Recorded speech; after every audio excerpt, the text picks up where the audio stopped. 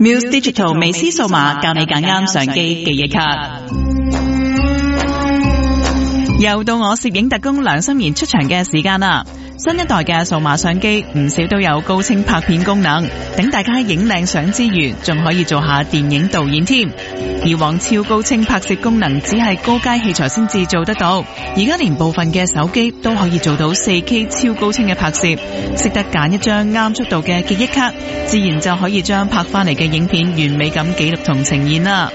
上一代速度等級 Class 2嘅 SD 卡只係支援到標清攝錄，想要高清攝錄嘅話，至少要 Class 6以上。而去到 Class 10就已經支持到 1080p 全高清視頻拍攝，同埋連續攝取高清定格影像。而為咗配合市場上對拍攝高清 video 嘅需求，唔少廠商都推出速度更快嘅新一代 SD 卡。通過 SD 界面嘅速度提升，同埋快閃記憶體嘅速度控制技術，配合支援特高速 UHS 1界面嘅器材使用嘅話， SD 卡嘅讀寫速度最高可以推至每秒104 MB 添。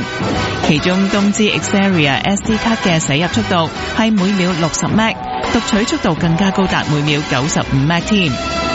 U1 等級嘅卡最低讀寫速度相等 Class 10嘅 SD 卡，如果配合埋支援 UHS 界面嘅器材嘅話，更加可以用作實時廣播同埋拍攝大型高清影片㗎。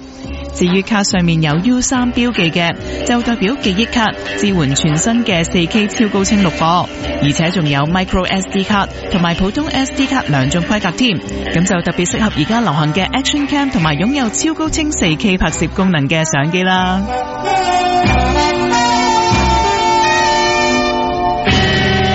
攝影特工由 Toshiba 東芝記憶卡港澳區指定代理商 Muse Digital 微思數碼贊助。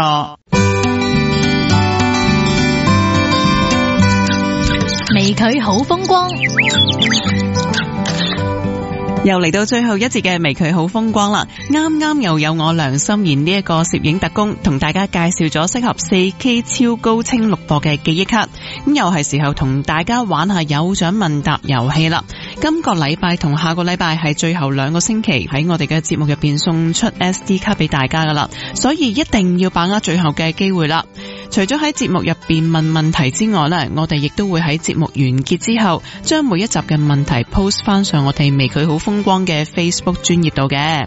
好啦，先同大家講翻上個星期嘅答案先，同埋問題啦。上個星期嘅問題就係東芝嘅 WiFi 記憶卡配備咗乜嘢驅動器，方便用家可以簡單直接咁喺電腦將相片檔案下載呢？答案就係 Flash Air 驅動器。答中而又被抽中嘅朋友，稍後我哋就會有專人通知各位領獎嘅詳情。嗱，咁至於今個星期嘅問題呢，又要聽清楚咯。